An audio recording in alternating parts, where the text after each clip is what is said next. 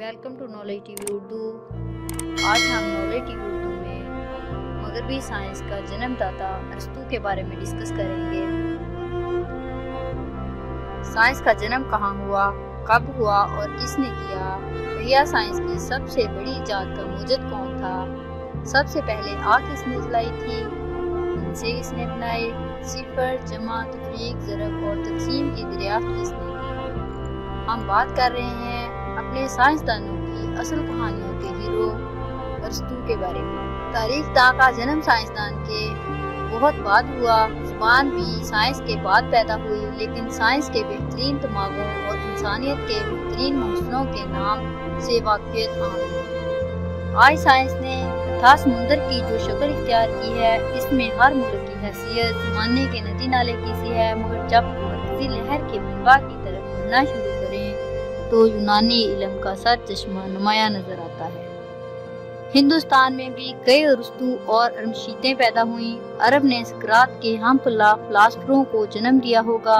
चीन और मिस्र की पुरानी तहजीबों के खंडरात भी इसी जमाने की साइंस और साइंसदानों के कारनामों की मुंह बोलती तस्वीरें हैं। मगर जिस मगरबी साइंसदान का आज हम मुतालिया करते हैं, इसका बराह रास्त रिश्ता सिर्फ यूनान के अरस्तू से ही मिलता है।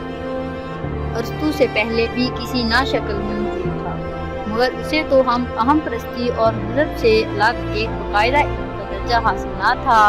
अरस्तू के बाद साइंस ने जो तरक्की की, उसकी राहों के कई संजीदे इसने बनाए थे। अफलातून के शागिर्द और सिकंदर आज़म के उस्ताद के तौर पर अरस्तू अपनी जिंदगी में ही यूनानी तहजीब के वसी दायरे में मुमताज़ तरीन आलिम शुमार होता था। उसकी इब्तिदा हज़रत ईसा से 384 साल पहले मकदूनिया के एक शहर में हुई। 18 साल की उम्र में उसने 29 में अफलातून की शागिर्दी की। यूनानी फिलासफर शागिर्द की जहानत से इतना मुतासिर हुआ कि उसने इसे जहानत का मुजस्मा करार दिया। नौजवान तालिब इल्म ने अपनी सारी बाई दौलत अपने वक़्त का सबसे बड़ा कुतुब खाना बनाने पर खर्च कर दी। इस कुतुब खाने की सब किताबें हाथ से लिखी हुई थी, क्योंकि इस वक्त तक छापा खाना इजाद नहीं हुआ था। अरस्तू को अपनी जिंदगी शुरू करने में कोई मुश्किल पेश ना आई। पढ़ाई खत्म करते ही उसके पास कई शहजादे तालीम हासिल करने के लिए आने लगे। उसमें एक शागिर्द हरमियास ने तख्त नशीनी के बाद अपने उस्ताद को अपने दरबार में शामिल होने की दावत दी और इजहार अकीदत के तौर पर उससे अपनी बहन की शादी कर दी। उस्ती की शोहरत थोड़ी ही मुद्दत में इतनी फैल गई कि इस ज़माना का सबसे बड़ा बादशाह फिलिप 344 कबल मसीह में अपने बेटे और मुस्तकबिल के सबसे बड़े फातिह सिकंदर के लिए दुनिया के सबसे बड़े मुअल्लिम की तलाश में था, तो उसकी निगाह इंतखाब अरस्तू पर ही। अरस्तू सैकड़ों किताबों का मुसन्निफ था। एक अंदाजे के मुताबिक इसकी तादाद 400 और दूसरे अंदाजे के मुताबिक 1000 है। अरस्तू ने कोई नुमाया नई साइंसी इजादात नहीं की और ना ही साइंस के कोई पाक कवानीन पेश किए। यूनान में गुलामों की सस्ती मजदूरी दस्तयाब होने की वजह से साइंसदानों को नई मशीनें ईजाद करने की जरूरत महसूस नहीं हुई थी। साइंस के इम्तिहान में बाकायदा मुशाहदा और तजर्बा का रिवाज भी अरस्तू ने ही डाला। हैवानात और नबातात की अनगिनत किस्मों को अपनी तजर्बागाह में जमा करके अरस्तू ने कुछ ऐसे मुशाहदे किए जिन्हें आज की साइंस भी दुरुस्त मानती है। चनाचे इसने बेजान चीजों से लेकर जानदार मखलूक की मुख्तलिफ अक़साम को एक ही सिलसिला की मुख्तलिफ कड़ियाँ करार दी, जिसके मुताबिक बंदर, चारपाई और इंसान की दरमियानी कड़ी है। यही सूर 2000 साल बाद डार्विन के मसला इल्का का बुनियादी असूल है। अरस्तू का इल्म रूहानी जिंदगी के बैरूनी पहलू तक ही महदूद न था, बल्कि वो पहला साइंसदान था जिसने जानवरों को चीर फाड़ करके उसके अंदरूनी बनावट का मुताबिक किया। इंसान की खसूसियात के बारे में इसने चंद ऐसे निकाल मारे जिस पर आज भी साइंसदान अपना दिमाग खपा रहे हैं। अरस्तू की अजमत का ये आलम था कि इसकी गलत बातें भी सदियों तक अकीदा के तौर पर कबूल की गई।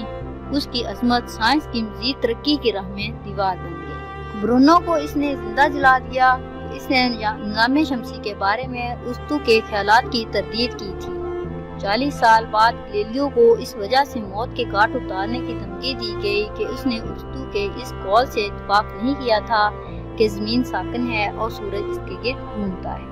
यूनानी साइंसदान ने 2000 साल पहले ये कह दिया था کہ گردش کا راستہ گول دائروں میں ہے، اسی طرح جب ارسطو نے دنیا کو آگ، پانی، ہوا اور مٹی کے 4 عناصر کا مجموعہ قرار دیا تو صدیوں تک اسے چیلنج کرنے کی کسی کو ہمت نہ ہوئی۔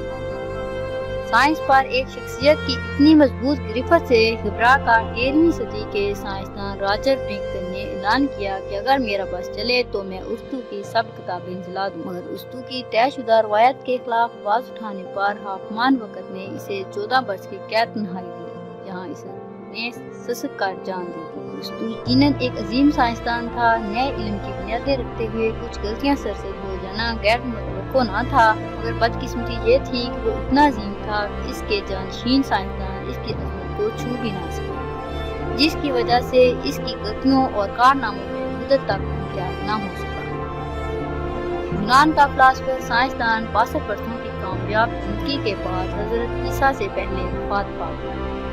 1 سال پہلے اسکندر اعظم کی موت ہو چکی تھی۔ اسی طرح یونان کی عظمت کا سورج اپنے نصف النہار پر پہنچ کر غروب ہوا۔ یہ تھی ہماری ارسطو کے متعلق ویڈیو۔ اگر آپ کو پسند آئی ہو تو لائک، شیئر اور دوبارہ ملتے ہیں۔